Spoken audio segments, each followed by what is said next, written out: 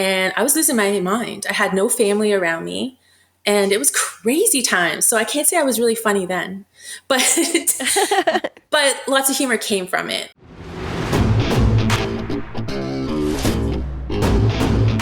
And now, coming to you from the K2 Studios in San Diego, California, it's the world-famous Chris and Christine Show. Hey, what's happening, everybody? How are you guys doing today out there? You know, I am Chris. And I'm Christine, and welcome to episode 64 of the Chris and Christine Show. Do-do-do-do. Yes, great old fantastic. How are you doing today? And thank you so very much for listening to our podcast. We both really, really appreciate this. Yes, we definitely do. And it has been a busy time of year around our household. So, Chris, why don't you start us off with telling us about how your week has been going?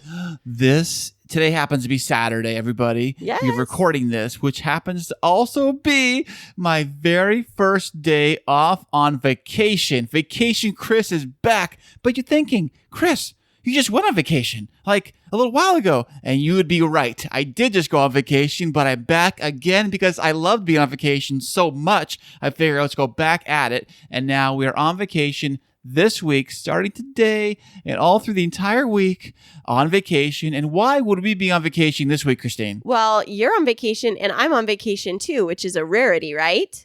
Right. Wait, you're on vacation too this I'm week? on vacation this Well, check that out. We both are on vacation. But why is it, Chris, that you took vacation week? I took vacation this week because we are getting married. Woo-hoo! Can you believe it's almost here? It's very nerve-wracking to know that we're actually getting married. I actually didn't sleep very well last night because I was so nervous.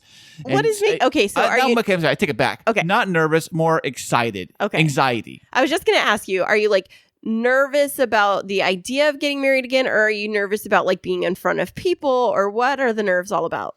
I think it's a little bit of everything, making sure everything goes off without a hitch. There's a lot of moving parts to this whole wedding we got going on with the venue, the reception, all the people coming. There's just a lot of pieces to the puzzle, and I want to make sure that they all fit and go off without a hitch because I don't have to be one figuring it all out the day of the wedding, and neither do you. Right, but that's a great thing is we have done listen to me. We have hired a wedding coordinator who's going to handle our ceremony. And we also have a reception coordinator and an assistant that are handling. She's going to be here Thursday afternoon, the day before, all day Friday, and then on Saturday morning to make sure everything gets torn down for that very reason, because I want you and I and our boys to really be able to enjoy the time. Oh, I can't wait. It's going to be so much fun.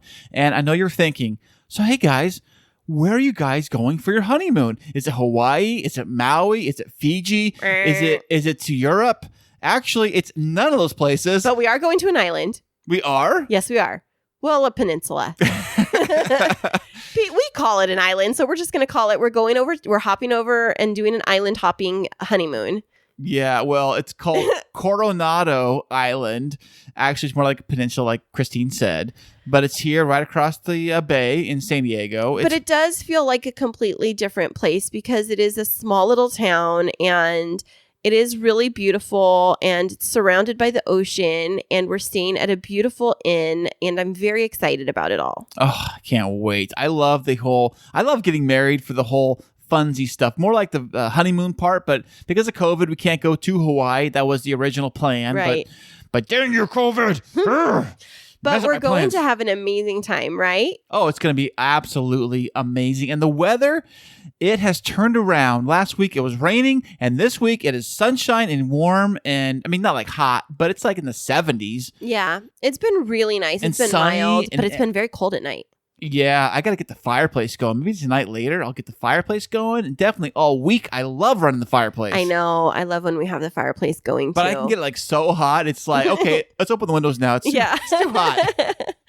Definitely. But it definitely has been a busy week. And we had some fun stuff happen last week, right, Chris? Yeah, what's up? What happened last week, babe? Well, my parents came to stay with us for the very first time. And we had such a wonderful time, had my bridal shower. And that was really fantastic. And it rained all weekend. But I had some very, very sweet friends put on a Schitt's Creek themed bridal shower. Wait, what is Schitt's Creek for those who don't know? Oh gosh, if you have not watched Schitt's Creek on Netflix, then you absolutely need to watch it because it is hysterical. It's so funny and it's very witty, and it's a Netflix show. There were 6 seasons of it. Well, I mean, it was on Pop first, but it came to Netflix. 6 seasons. They're like 25 to 35-minute episodes. And it's about this family. It's a riches to rags story. And it's so hilarious. Yeah, the family, I guess, own a movie, like a Blockbuster chain of rental stores. Basically. And then the mom was some famous actress or something. And I guess the dad, who his business partner like stole a bunch of money or something. Right, but don't give away the plot. Well, I'm just the basics of it. And but it's an eccentric show, and there's some eccentric characters. So they had to go from living in his extravagant lifestyle, like Beverly Hills mansion, to like living in a motel in some dumpwater town. Shh, don't tell everybody. That's like the first season. Anyways, don't give it away. Well, that's the gifs of the show. You booger. You're ruining it. I'm not ruining it. Yes, you are. So my friends threw me a Schitt's Creek themed bridal shower, which meant that we all dressed up, and I dressed up as Moira Rose, and that was my favorite. It was so fun. And then we celebrated my mom's birthday, and then where did we have her birthday party at? We went to Duke's La Jolla. There was just you and I, my parents, and your parents, and it was really fun. Right on the ocean, overlooking the water, right there outside the patio deck, kind of back porch area, I guess you call it. Right. And it was windy, but they had it nice and covered so that the wind didn't come in. And then the next day, my parents' friends flew in because they were heading down to La Paz, Mexico, but they came in on Monday, and we hosted a dinner party, which was super fun. Right. What did we cook? I went and got it. I remember it was Chris's night for dinner. That's right. I cooked dinner that night. I almost forgot what I cooked, but I cooked a beautiful, wonderful, from scratch chicken pot pie, a big, massive one. Yep, from Costco, from scratch. That's my secret weapon. But when you I were cook. so adorable with getting my mom's favorite wine and getting appetizers for us, and baking the dinner. I just made a salad to go with it, and we set the table up beautifully. And it was really fun to get to entertain my parents and their friends. Without any kids, by the way, too. It was great. I mean, not saying I hate my kids. No, we love the kids. I love the kids. But it was really fun to be able to have an adult dinner night. Right. What was that like? Because the last time I did that was probably before I even had kids. And Jacob's 10 now, so at least 10 years now since I've had a really just adults-only family dinner. Yeah, it was really fun. And it was an early night. Chris put on the first fire of the holiday wintry season, even though it's fall. And then I woke up early the next morning, and I drove my parents down to the cross-border exchange, the CBX, which is in Otay Mesa, which, if you don't know, it's this terminal that bridges from the USA to the Tijuana airport, but people can go in on the US side so they don't have to go through driving over the border crossing, and they can fly out of TJ. Wait, so let me get this straight. You park on the American side. Yep. You get on a bridge that takes you over the border wall into Mexico, but you don't go into Mexico. You go right into the airport. Right. So you never actually step outside of the airport, but it's to really help people be able to streamline their travel. And it's beautiful. It's actually like a really nice airport terminal. And so the airport terminal is in Tijuana. Well, but the entrance to the terminal is on the U.S. side, and then you go in, and then you go through customs or border patrol, whatever it is, inside of that terminal. You show your passport. Yes, there's got to be like a checkpoint. It's just like a regular airport, right? Yeah, and then there's a moving escalator that takes you, or you can walk across this bridge. It's like a sky bridge, and then you go right into the terminal at TJ, and you check in for your flight. And the difference in price, so you could fly from San Diego down to La Paz, Mexico, and it's a couple $100. You can go to CBX, go through the border right there into the TJ terminal, and it's $50 each way. What? $50 to fly? Yeah, it's pretty cheap. I mean, with taxes and stuff, so it's a little bit more. I heard guys at work do this all the time, and there's a guy, he takes his international flights out of that airport, right. Mm-hmm. Not just inside Mexico, right. but you can fly to Spain or you can fly pretty much anywhere. Anywhere. And it's like less than half the price. Wow. Why is that? I have no idea. Maybe it's because it's different airlines, but they have to fall under the same types of quality control because it's, they have to have safety checks and everything. So it's not like you're flying on a chicken coop airline. Right. No, not at all. I mean, there's a misconception about that. But it was really interesting for me because as I was pulling away, like the border wall is right there. And I was like, oh my gosh, I'm like right by another country. Right, you are. Speaking of going next to the border, into the border, we are going to have a very special guest on this week who also happens to be on the other side of the border, but not that border. Which one? The northern border. Our next guest comes to you live from Canada. Well, not live. It was recorded earlier. But you get the gifs, and we will have her on the show right after this. Hey there, K2 crew. We love having you as our loyal listeners. To keep up to date with what's happening behind the scenes, check us out on social media. Yeah, you can find us on Instagram and Twitter. And don't forget to follow our Facebook page. Yeah, tag us in your favorite fun stories, and guess what? You might just end up on the show. Ooh. The Podbreed Network is strictly for the small podcasts that are up and coming in the vast world of podcasting. Podbreed is made up of many diverse podcasts coming together to achieve the same goal of being the best damn podcast network on the planet. Find out more at podbreed.com. Okay, everybody, and welcome back. And today we have a very special treat. We have a stand-up comedian who is also a mom of 3, and she also, like us and like a few other you guys out there, have started a podcast. Please welcome to the show, Christine Hall.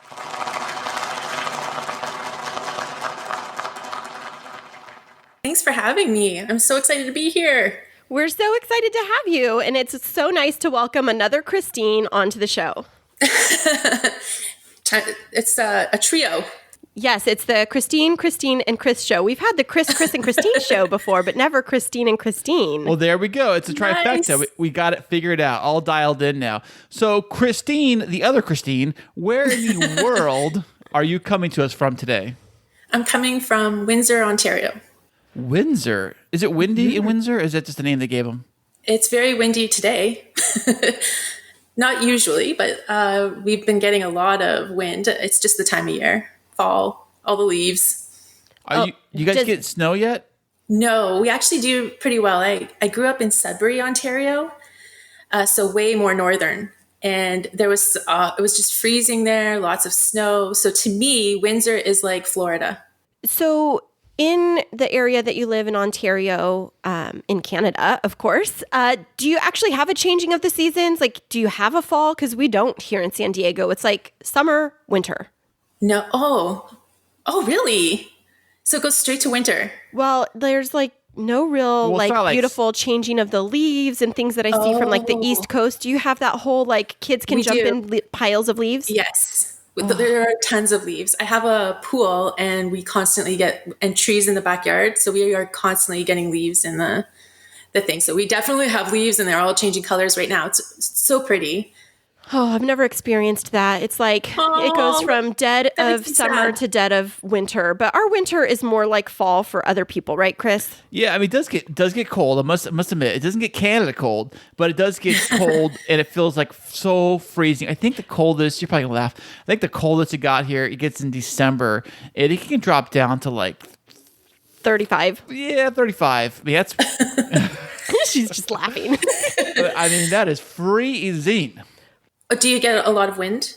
Are you getting like wind with the cold? Sometimes. We get wind during the summers. They're called Santa Ana winds, but it's like a dry heat wind. And so during the winter, no, it's pretty just damp, and then we kind of have this weird thing in like May-ish. It's called May gray in San Diego, where it's like dark and gloomy almost the entire month of May, and it feels like it would be winter. It's like Mother Nature got confused when she landed in San Diego. No way. That's interesting. Yeah, May gray and June May gloom. gray. Yeah. Well, so we're excited to have you as our second official international guest from across the border.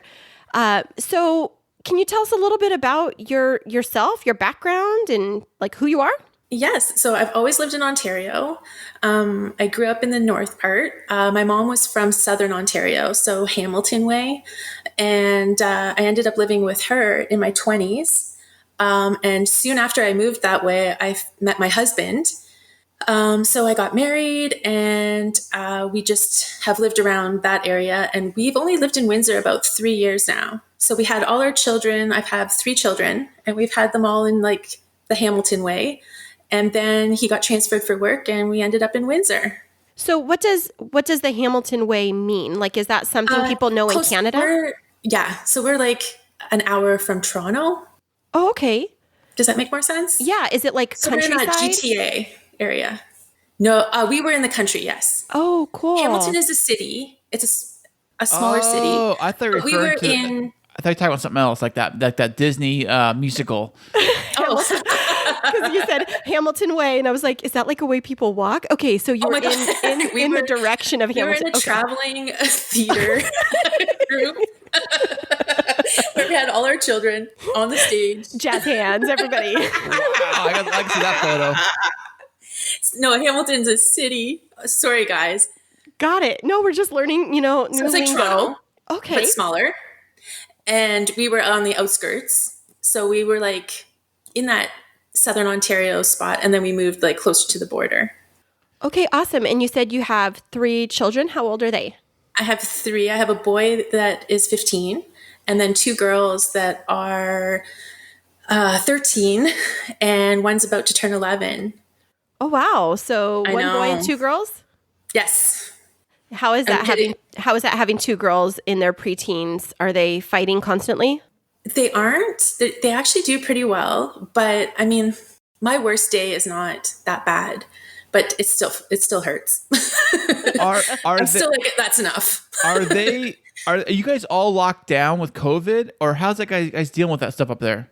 Well, our numbers are down. So we are just masks on.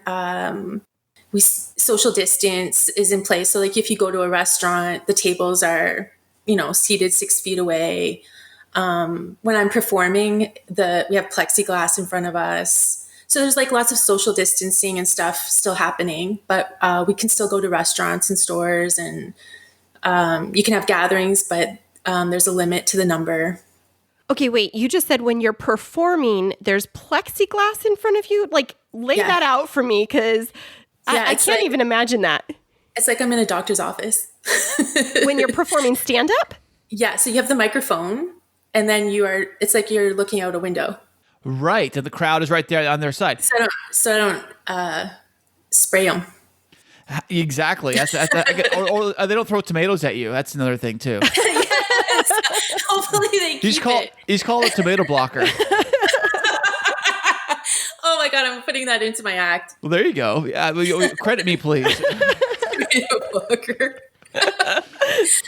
It's then you don't have to have like the crickets chirping. You could just have like the rotten tomato blocker for sure. Not saying that you're not funny. We know. hear them. Yeah. So hey, so you got the wall of the wall blocker in front of you. How many people are out in the audience? Do they have to have limited capacity because of COVID? Yes. So they have like some will seat 50 people. It depends on the size of the place and then like the table numbers. So they have to follow like regulations, and then a lot of the tables are like seated apart. You can come in with your group, right? And they can all sit together. And when you walk in, you have to have your mask on. When you sit down, you can take your mask off. That type of thing. Well, I guess that's really good as an up-and-coming comedian, is that means that there might be a line outside. And so then it makes people like want to hop into line and see what's happening inside of whatever place you're performing. It kind of builds the buzz. This might actually work in your benefit. I hope so. A lot of places are just taking reservations, like because it's getting colder out. So we're not wanting people to show up and be turned away because then we lose them. So you can like usually book reservations and then pay when you get there, or some places will let you pay online and then you reserve your seat. So that kind of helps. I find that we've had quite like the few shows we've had, they've been like booked. So that's cool. That's pretty awesome. Sold out crowds. There you go. Thank you, COVID. I know, huh? So, Christine, it says here that you started comedy at age 43. I did. So, why at 43 and not at, say, know. 23? I know. Well, I wanted to at 23, but I know it's hard to say if like as a stand up, but I was very shy. Like as a child, I was like the wall growing up. Aw. And then, yeah, I came out of my shell a little bit in high school, but just with my group of friends. And then, just like through working and stuff, I would get a group of people, like any workplace I went to, I would, branch out there, but it was like always slow to do. And then they would like get my humor and I'd build a crowd. So I've made great relationships along the way. And now I find like, sorry. No, so did you know that you were funny at that age, like as you were aspiring, or is it just you wanted to break into comedy? I knew there was something there when I was a teen and I could make my dad laugh. He is like the toughest audience. Like you can't break him. And Really? I was being silly and I got him to laugh in a way that I knew I got him, if that makes sense. Do you remember exactly what that moment was like? Yes. It was like, I think I was reenacting a commercial that was like ridiculous. And the way I did it, I caught him off guard and he started laughing. And it was like from a real place, he's not just humoring me. It was for real.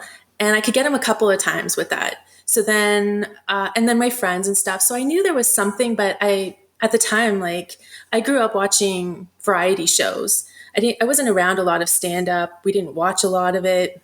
So it wasn't until I started watching more talk shows, like I think it was like Rosie O'Donnell's show.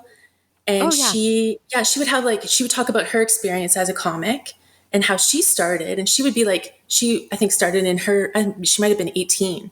And I was just like, wait, what is this? And I would hear her talk to other comics about, and I just took more interest in it. But again, I was petrified of everything. So I couldn't do it. And then, life happens. So Right. I'm married. I found all kinds of excuses, but it was always this nagging thing that was in me. Like I always felt like I wanted to perform somehow.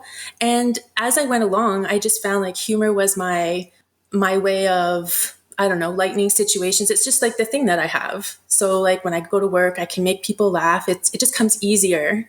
Yeah, than actually working. I totally get that. I really agree. I kind of feel the same way too. Like I'll probably joke about a serious topic and Christine over here gets kind of mad at me for doing that. And why aren't you taking this serious? Well, that's my coping mechanism of dealing with the seriousness of the topic. But my husband loves it.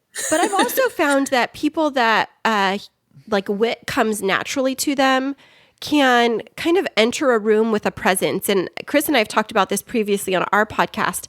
I struggle with being funny. I think I overthink it. And so small talk is really awkward and like breaking into like uncomfortable social situations.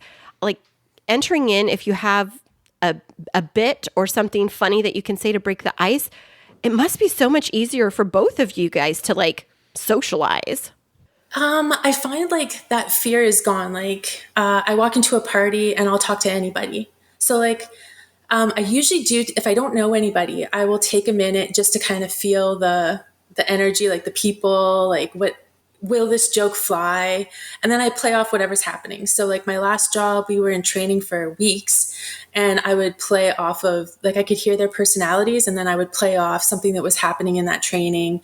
And, the thing that they all would say was, they were a lot younger than me and they were like, oh, we want to go drinking with you. So that was the vibe I put out. I don't know. Wow. Maybe I thought I had to make jokes like that because they were a younger crowd. I don't know. But it does help. It's a survival technique for me because I think I'm so scared and so worried about what people think about me that I go out there, I'll make fun of myself before anybody else can. I'm like, right. I don't know. It's just this weird fluky thing I got. But I love it. Like I love finding the person that is like maybe off to the side, or I like to bring them into it or make them give them a giggle, or you can usually feel them in the room. Like I can usually find the person that is, I love the grumpy ones. So I'll find that person and like, I love them. Oh, okay. Explain. Are you talking like the heckler grumpy or a different kind of grumpy? Oh, like cynical and like, they don't want to be there. That person. I find those people are like the most hilarious because What? their inside thoughts are like, they won't say them, but if you coax them out, it's hilarious. Their thoughts of Really? like, yeah, like work wise, like any workplace I was at, a lot of them would be like, oh, we don't talk to her. She's so mean. And at lunch, she would be on my lunch hour and I would like start talking to her and she was hilarious. So they would be like, I was pregnant at the time and she brought me like a fan and their minds were blown. They're like, she's bringing you things. I was like, yeah, I don't know. Hey. Wow. Like you can't rule people out. So Karen likes you. That's great. Karen was my BFF. I think that's such a great perspective is, sometimes you get those negative people in the workplace or at parties and they do kind of get set out on the fringe. And I think that it's just because they have, like you said, a more cynical, maybe more realistic perspective on life that other people don't like to acknowledge. Yes. And that They don't play along. It's awesome. They don't go along with what everybody else thinks. They walk to the beat of a different drum. And so is that kind of your audience when you perform is trying to tap into that? Or what would you explain I'm your getting humor a lot is? of grumpy faces lately.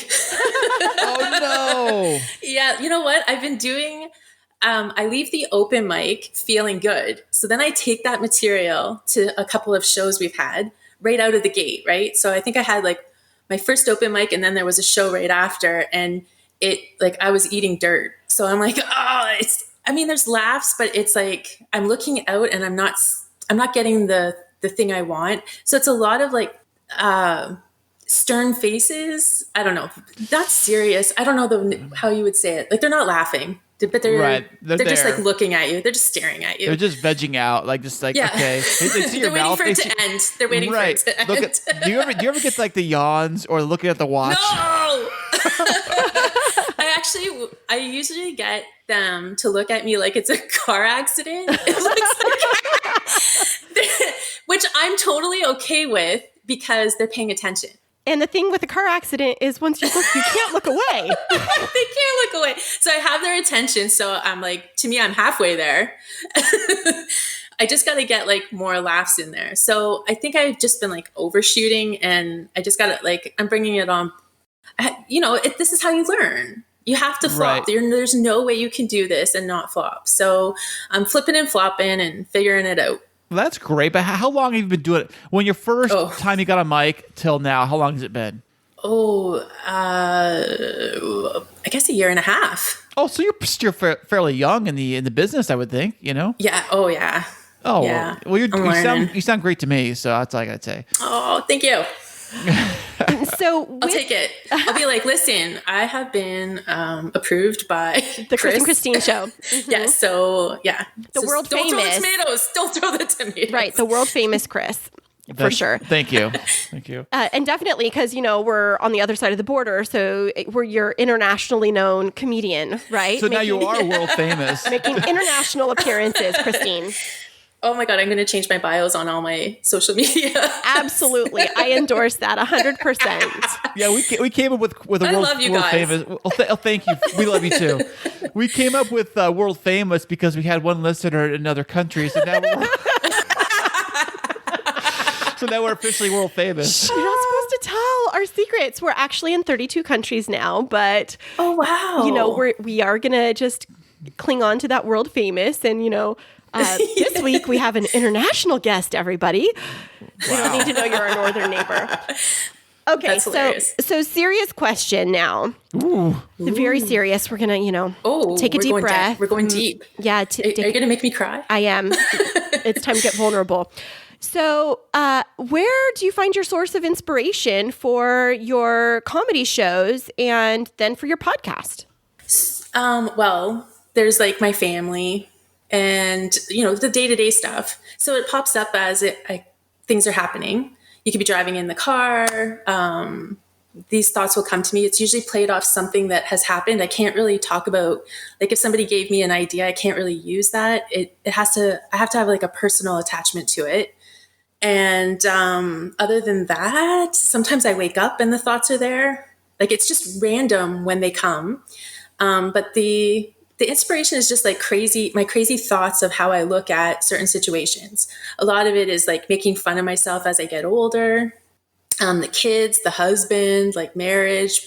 We've been married like 17 years, but have known each other over 20. And Wow. like there's lots of material there. Of course there is. Well, that's great. Yeah. Do you is there some comics that you really like inspire, like they're inspiration for you? Because I grew up with like variety shows, I'm like I have like this a lot of heart towards like the old school ones. So like Phyllis Diller, big fan of her. I actually used her as a gauge because she didn't start comedy till she was 39. Oh wow, okay. And yeah, so as I was coming up, I would be like, no, I still got time. I still got time. And then I went past her and I went, oh, if I'm doing this, I better do it. And then I jumped because I was like, I just can't have this regret. You know what I mean? Like, Yeah. I did it like it was like a bucket list thing. And I thought, oh, you know what? It'll maybe just be one time. I'll just check this off and get this naggingness out of me. And then I fell in love with it. That's great. Now, Yeah. do you think that had you have started earlier, now, it's also kind of a two-part question here. Do you find that a lot of younger comics just kind of rush through their set and they don't have like the patience to really kind of like develop the jokes, and they kind of like wait for the laughs? They kind of just run through like a train wreck, you know? There's a lot of young ones that I perform with, but they've been doing it a couple of years. So even the ones that just start out, like they have to learn as they go, but I find everyone picks up pretty fast. And these young ones are great, that like the Windsor comedy scene, like these are good. Like I love watching it. I watch it like it's a show, and I'm supposed to me, I think I should be paying attention to like, what are they doing with the mic? How are they doing their punchlines? But I'm like, just enjoying it. I'm very entertained by them. Everybody brings something different to the table, which is so cool. That's awesome. I used to love Yeah. watching. You ever watch the Last Comic Standing show they used to have? It gives me anxiety. Oh, really? Why is that? I think it's the competition thing. So even like when they do like competitions, like, like Windsor has a competition, that gives me anxiety because it almost feels like, oh, then you don't, I don't know, like you're good or you're not good. But I just think everybody brings something. So I'm like, oh, I didn't do it for competition. But like, for some reason that gives me anxiety because I'll feel bad for the people that don't make it. And I know how hard that would feel. Oh, I know. I used to watch, when I watched that show, they'd have the tryout period, like the first couple episodes where they have people coming through, and they would be like just bombing so bad. And the guys would say, who told you were funny? Like, seriously, who was that person? So I know to kick them in the butt or whatever. God. You know, sometimes I will, like, when I was just starting, I was like, you can tell me, just tell me. Am I doing that? Like, should I even be doing this? Right. Yeah. I mean, the laughs are what really counts too. If you can get the laughs, and I think some people, what I'm afraid is that, like you said earlier, your dad thought you were funny, but then you get the parents that say their kids are so funny, but then they try to go out in the real world and try it. Like my mom says I'm funny, so they go out and they are just horrible, and then they get so depressed because they bomb. They're like, "Well, my mom said I was funny. Why did you say I'm funny?" And Exactly. it's just, it's hard work. It really, it's not I something that just think happen. Anybody that goes up, no matter how funny you think you are, no matter how, like, I can make a room laugh. I know what I'm able to do, and I got schooled. It's just a different beast. It's like nothing else. Say you can make them laugh anywhere you go. You go up there, it's like the most challenging thing because sometimes you will and sometimes you won't, no matter how good you are. I wonder if It's part of that is the expectation too, because people show up for you to make them laugh versus like when you're in a room full of people, it's kind of a surprise. Like, when people are going throughout their day and you say something quippy or funny and you're like, ha, ha, ha, ha. It's unexpected. Right. Versus I'm showing up, make me laugh. I paid money. Yes. Although sometimes when it's a comedy show and they know they're coming for it, there's a different energy to it. So you might get more laughs. Like if you're keeping it right, like if you're on the same beat as them, you can do all right. Cause they're just more apt to laugh because they know they're going somewhere that's going to be funny. But like our open mic, a lot of people don't know we're doing comedy that night. So you really got to like figure that out. Like that's another puzzle to solve. because sometimes they're like, what? And you got to win them. And you got to win them in 5 minutes. It's crazy. Is that how big your set is? At 5 minutes? Yeah, it's about 5-6 minutes. And then the shows are about like 6 to 8. Okay. So, what do people normally start out with? Say I went to an open mic night just here, if they were available, and I said, hey, I want to do this. How much time do they usually give me as starting out, being nobody? Here they would give you 5 minutes. So 5 minutes is what they usually give you? Yeah. Okay, cool. So you have an idea. So basically you have to, so if you're making a 5-minute set, do you really kind of plan for 6 minutes to kind of like, or how do you adjust it? How do you figure that out? I haven't mastered it. I usually get the light and then try to wrap up the joke. Oh, really? I haven't mastered it. I practice and practice and practice. I get close enough.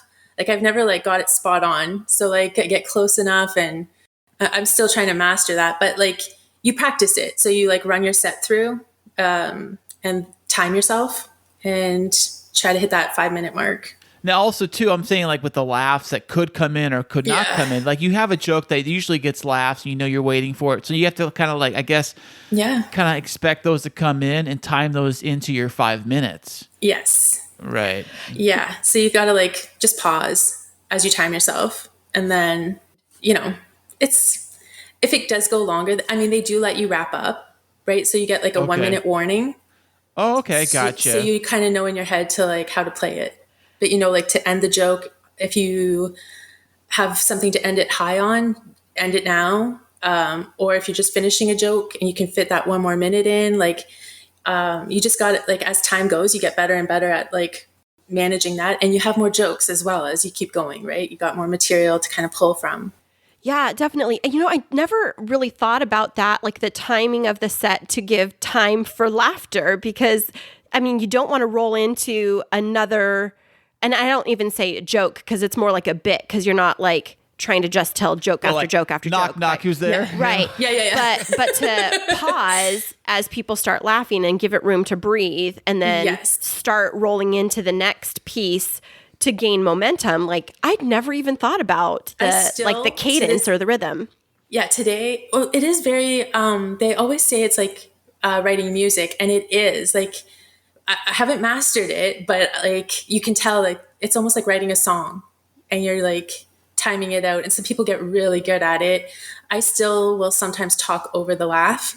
Oh. I record myself and I play it back, which is a great way of practicing or like, you know, figuring out what you're doing up there, because you've got nerves, you've got everything in there. Oh, I bet. So you blank it out. You're like you think you know what you've done, and then you hear it back and you're like, oh my God. I say so a lot. So. Oh, I love it. But then you can make like little notes about it, right? And then when I do that, I can hear myself like, oh, I need to give more time here. And I don't know, you're just constantly learning from it. But it's like, it's so worth it when you do. Like I had, before COVID, I had one great show, and that thrill, like I would do it over and over again just to get one more of those. Like it was amazing. Oh, that's great. It was great. Do you have a copy of that? I have it on my YouTube. Oh, awesome. That's fantastic. Yeah. I guess that's the best way to get some of that comic material is on YouTube and like have it on there to kind of show other people and things like that. Yeah, a lot of people will ask, like on Twitter, a lot of them will ask, like, do you have anything that we can see? And so I just put a couple of the shows on. Well, I've only done a couple of shows. I put those on YouTube, and it gives them like an idea of what I'm doing. I mean, they kind of get it from like the jokes I put on Twitter as well. They get a feel of me. Do you think a lot of comics who write jokes and put them on Twitter, do you think are just like hand fed them, like they got them somewhere, they just copy and paste? Yeah. You know, totally. like, but you know what? I'm like, if it's making somebody cheer up or smile for 2 seconds, I'm like, I don't know. I mean, like I wouldn't want my material taken, but at the same time, I don't think I would lose my mind over it. I think if it made somebody laugh, like if they're trying to be a comic and they're taking my material, that's something different. If they're just like, they're only trying to do it for Twitter, whatever. Right. Whatever. Now, speaking of that and your material, you mentioned that you have a variety of different inspirations for your content that you develop. Since you're married, is there any discussion about what's off limits as part of your bits or part of your shows? No, he's never said that, but I run a lot by him. I mean, to me, I always say he's not funny, right? I say he's the type of funny that only happens when he's not trying. Oh, really? Like a clumsy Yeah. kind of fun? Like clumsy kind I of relate to that. There you go. Like he'll say something but not mean to be funny, and we'll all laugh because it's like hilarious. I'm feeling very persecuted right now, Christine. Oh. Although I will say, like, he's come out with some stuff that I was like, all right, this is pretty cool. Like he's developing his own funny. Like he's got me a few times where I was like, all right, but he's never said anything's off. I always go through my set with him. And he's fair game. I mean, I've been making fun of him. Oh my God, I made fun of him way worse when we were first married. Like, Oh, man. yes. So I remember then he would be like, okay, that wasn't very nice. Right. And I learned back then to like take it easy. Like I just learned a different approach to it. So we still laugh, but he's like part of the joke now. It's not like me like venting, I guess. Oh yeah. So, hey, Christine, is your set, is it pretty clean, or do you go deep like raunchy stuff? I don't think it's raunchy. I don't want to say it's raunchy, but it's like maybe crass. Like, I try to take, I don't know why it is that way, because I admire like Mitch Hedberg and My favorite. I love that guy. oh, I love him. And I love like R.I.P., but yeah. well, dry bar comedy. I watch a lot of that. So it's like all clean. And I always thought I would be that way. But for some reason, a lot of it comes out like a lot about my body, but not, I kind of do it with a twist. So I'm not like vulgar. Like I went to one of those like femme fatale parties. Uh-huh. Right. And I just told that experience. So I don't know what you would think of that. Like, is that raunchy? I don't know. Like I kind of do it with like a funny twist. Like I never went to them before. I was scared. I talk about like what I saw, what I wasn't comfortable with, and make funnies off of that. That's great. Now, do you Yeah. think, do you find that I heard some comics will say that they just fall into the more raunchy stuff because it's just easier to get the shock value versus trying to think of a clever, clean version of a joke.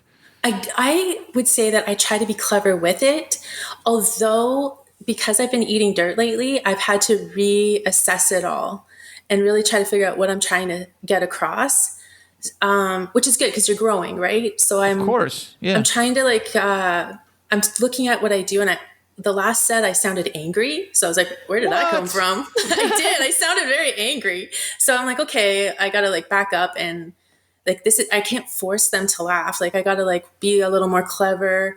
Like there's a line where they'll go to, but like a lot of people don't want to hear certain stuff. Like it depends on your crowd too, right? So that's why I think like the younger crowd is like more accepting of like some of the funny things I have, and then, or the things that I'm trying to put out there. And then I get to a crowd that's mixed, and I like kind of fall because I just go too far maybe. But that's how you learn. Now, you mentioned that in your last show you sounded angry. That makes me think that you do some like post-performance observation. Do you videotape yourself and watch it back like football film? I try to if I have a friend or say my husband comes. If I don't have anybody, I usually just have the voice recording. But there was, I think the last one, it got videotaped, and I was just like very disappointed in it's not looking like the momentum I was getting before COVID, I was really happy with. And then this, I come in and I think I'm being the same way, but it's coming across different. So like I've been reworking some of the stuff I have and making it just like reassessing how I do the joke and stuff. And I think we'll give that a go this week coming and see how that flies. But just be more creative about it. Well, there you go. I needed that. Thank you. You're welcome. I need to take one of those with me. Just for you. You're like, if you're not going to laugh, I'll bring my own with me. I don't need you. You should have that on your phone on stage, and this is like, it's like drop it, put it next to the microphone, and say, hey, At least somebody thinks I'm funny. Yeah, when it's dead, I'll just be like, Right. It's okay, guys. I don't need you. It's okay. And then I just play it in the microphone. Right. It's called, too funny. it's called self-gratification, right? Self-affirmation. You don't need people for it. You could just do it Yeah. yourself. There you go. Well, But it's okay. Like I always get like a laugh, but it's not the laugh I want, or if I'm not seeing the What? look in the faces that I want. Is it like I'm a- very like a- hard on myself. Very Okay. hard on myself. Okay, so you said a laugh that you don't really want. Well, how? Explain No, a what that laugh is. that I'm not. It's not a laugh I don't want. I want any laugh, but it's not at that like it's got to be a certain frequency before I'm like Is it- satisfied. okay, let me do a demonstration. Is it kind of like? Yeah, I get a lot of those. No. Well, I get like the ups and downs, right? Like I always have something happening in there. Like they get it, but it's not like ha ha ha. I haven't got one of those yet. Not a belly laugh, huh? Yes, they Phyllis Diller would call them boffs. Oh, Off. yeah. It's just because I haven't been at your shows, Christine. I would find you hilarious, just so you know. Yes. Yeah, so we'll see how it goes, like coming. But this is how you learn. So it's with stand up, there's so many times that you feel like, what am I doing? Like I was actually judging whether like how much talent do I actually have? Like maybe I'm kind of funny, but do I have enough to like really do anything? And like my goal would be even just to tour Ontario, like just to go club to club. Like I really want to go to different towns at some point. And you just like, you wonder like maybe I don't have enough, and you always want to like back up and turn around. Like, okay, I did it. It's great. But there's this thing that I can't put it down. So there must be a reason. So you keep going forward and you keep getting like mud in your face and whatever, because there must be something at the side of it. So some things, I don't know, it's a really tough call. And I don't know why this is the thing that I need to do, because it's like one of the hardest things to do. But that's just the way it is. Well, it sounds like you are really driven and passionate about it. And so when it comes to those types of big dreams and things of that sort, sometimes we can't let it down until we've been able to see it through. And you were talking about eating dirt recently. And, Yes. my thought on that, not that you're asking for it, but I'm going to give you my opinion anyways, is that it's like you said, it's a learning process. And in education, because my full-time job is in education, we talk about the improvement journey and how you're not failing, but you're learning forward. And so You say failing forward, is that what you call it? well, yeah, but it's not even failing so much as you're learning what didn't work and you're adjusting and adapting and you're Yes. refining every step of Yes. the way. And, I think that especially during this time of COVID, one of the things that we've seen really carry us all through is the work of artists, whether it's music artists or painters or comedians, all types of art. And so you've been having to figure out how to thrive in a completely different dynamic, which like it's the closest thing that we've had to the Great Depression in many, many years where people are just downtrodden. So I think when people get knocked so far down, sometimes it's hard for them as individuals to even find their little bit of humor. And it sounds like you're learning how to help lift people out of that. And that's really masterful. Yes, I agree. It's totally learning. And it's like, try not to give up in that process, because I don't want to be the person that walks away from it and then goes, what would have been? I don't know how far it would go, but like, I can see myself doing it. So there's gotta be a way for me to get there, but and it's hard to learn this at this age. Like, you're like, oh man, I'm so tired. Like you're watching your neighbors and friends, like, and what they do. And I'm like going out at like when they're like settling in. Right. But you know what? Like you can't, like, I love it. Like I can't even explain, like, I love puzzles. I love jigsaw puzzles. So like, to me, this is like the master of all puzzles to try to figure out. And I'm Really? determined. It is. It's like, I'm determined to figure out like how these pieces go together, and I will figure this out, because I can win over like, and I'm able to do it quicker and quicker as I age. Like a room of complete strangers, I'm more forward now. Like I have a way more confidence than I have ever had, which is amazing in itself. And I can win that room over so quick that I'm like, there's got to be a way that I'll improve on this as well. Well, it sounds like you are well on your way. And Have I convinced you guys? Yes, absolutely. And, one of the things that we were really intrigued with is one of your newest projects that we saw pop up recently. And I believe that it is in the form of a podcast, as Chris was mentioning. Yes. So it's called Moms Are Not Funny. And it's myself and another comic mama. And we speak to other comedians about moms that have influenced their humor and influenced them along their way.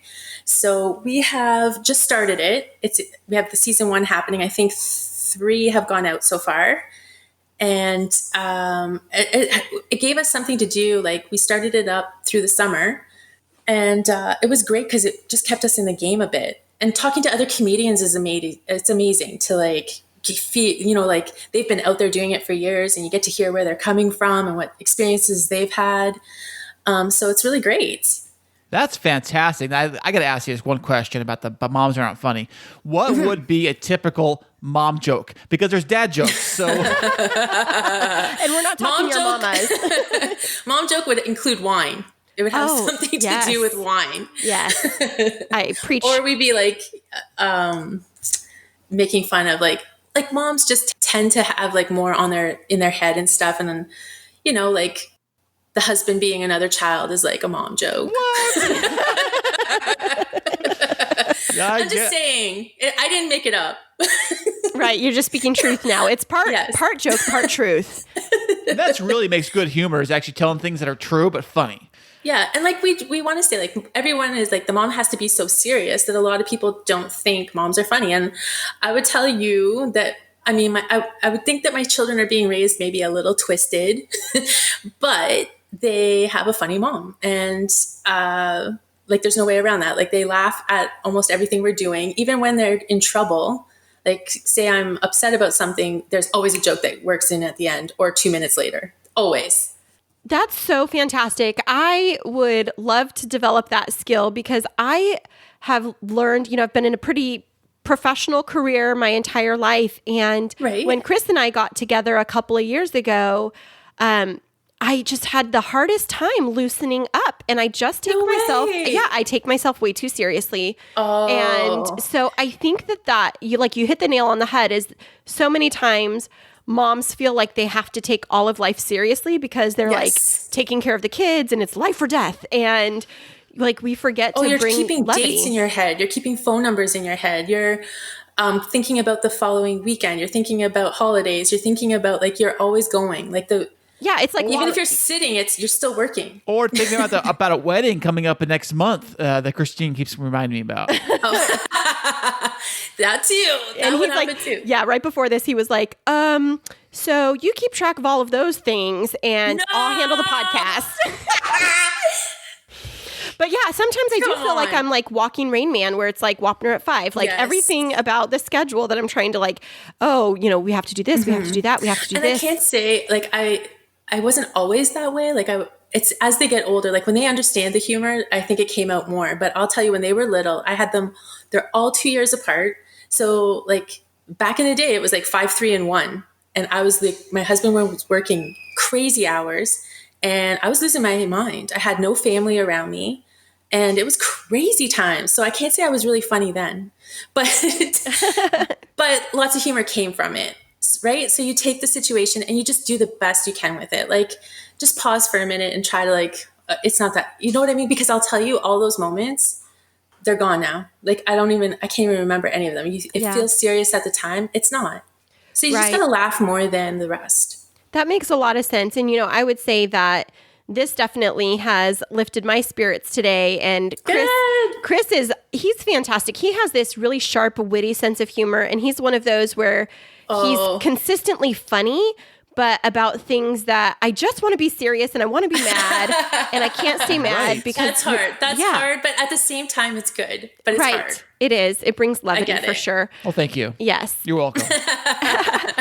So, Christine, where can our listeners find your podcast and find out more about you? And if they're in Canada, what kinds of shows can they find you at?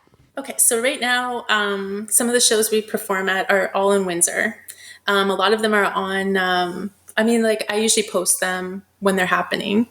I don't have a lot of followers that are in Windsor, though. That's odd, huh? I know.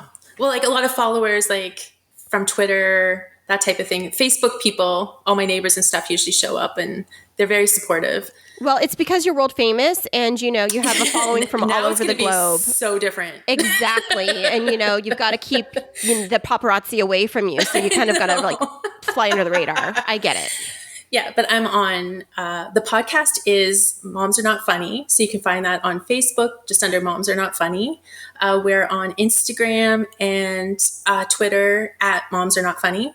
And we list all of our shows that are coming up. I try to give a little bit of what comedian it's going to be, where they're coming from. And then for Twitter, I am at Christine Comedy. And on Instagram, I'm at Christine Hall Comedy. And on YouTube, it's just Christine Hall.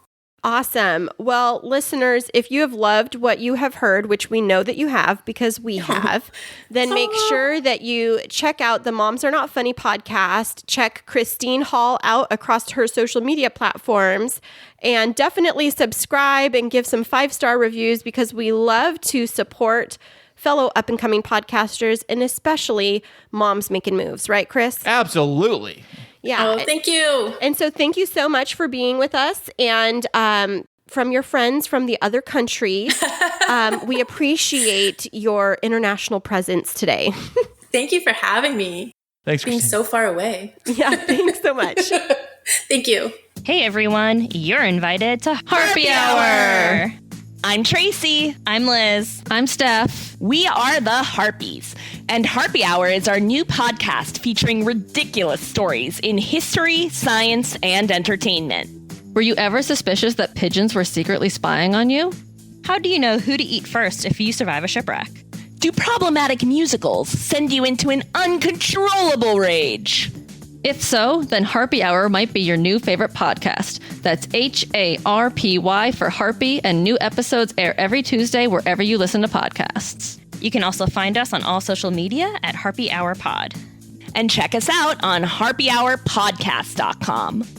Okay, bye. Well, that was so much fun to have another Christine on the show. It definitely was. And I'm still laughing about your tomato blocker comment. That's given me so many laughs You know, today. they should put a sticker or a little banner right above it so that it's right there in the front so that people see that. And they're automatically laughing when they just read that sign and they see the stage and they see the comic standing there and they see the tomato blocker.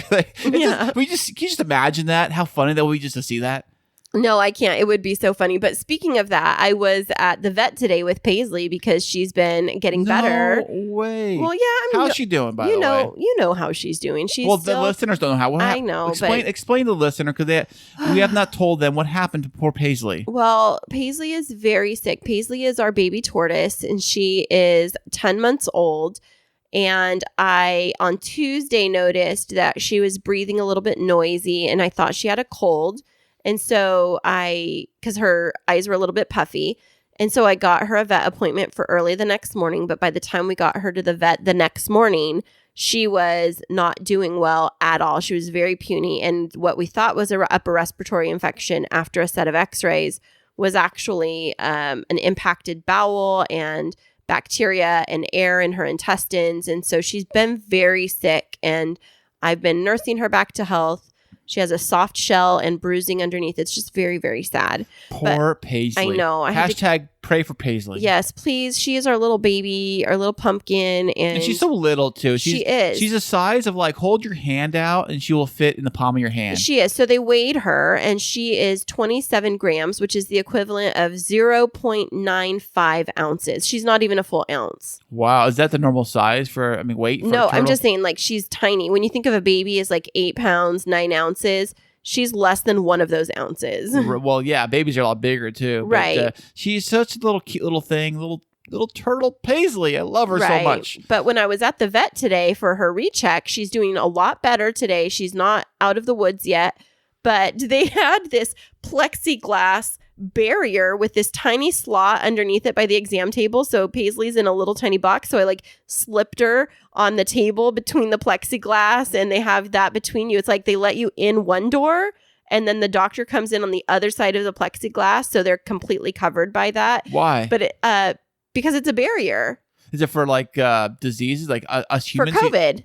But not for the turtles to get safe? I don't understand. No, so the turtle goes with the doctor, but the plexiglass. So it's okay, imagine our dining room table. Right. And then imagine plexiglass hanging over it, but just a 6-inch, maybe an 8-inch gap between the table and the plexiglass. So you could scooch your animal through it. but the plexiglass is like all the way down from the ceiling. It's like restaurants do that. I've seen that, like for their tables. Yeah, or Kinda like when you go to like check out with someone, how you have to like slip your money in or whatever. But it was really interesting. And I was sitting there looking at that, thinking about our podcast episode releasing today and thinking about it being a tomato blocker. And then I was thinking, well, at a vet's office, if you had a really sick animal and it was, projectile vomiting something, it would actually really protect the owner from getting that mess all over them. Wow, what kind of pets you bringing in there to do that kind of mess? My goodness. Well, it was an animal hospital. Do they do monkeys there? Those monkeys that throw poop? They do that too? Well, I don't know. It is an exotic pet veterinary hospital. Are you allowed to have a monkey? Is that a rule? Are you allowed to have one or no? I don't think so. Okay. I think they're not allowed. Right, but people do. I've heard of stories. Yeah. They smuggle them across the border. Yeah, that and is that what your parents are and... down in Mexico getting a monkey? Bringing it back? You know what? That's our wedding gift. Don't give it away. They already asked me what size. Is it Abu from Aladdin? Is that the monkey's name Abu? I don't know. If I had a monkey, I'd name it Abu. Abu? You have to. I mean, what else do you name a monkey? That's like the name of a ghost. Boo. No, that's Boo with a B. I'm thinking Abu. Boo. Abu. It sounds like a chew, like a sneeze. No, it's the monkey in Aladdin was named Abu. I know. I'm just messing with you. Okay, just checking. Well, no, my parents are not bringing us a monkey back. How about a parrot? That would be fun. Although I have to tell you, when I was little and my parents took us to Europe when I was 8 years old, we stayed with family friends in Europe and they had this parrot and its name was Jakob.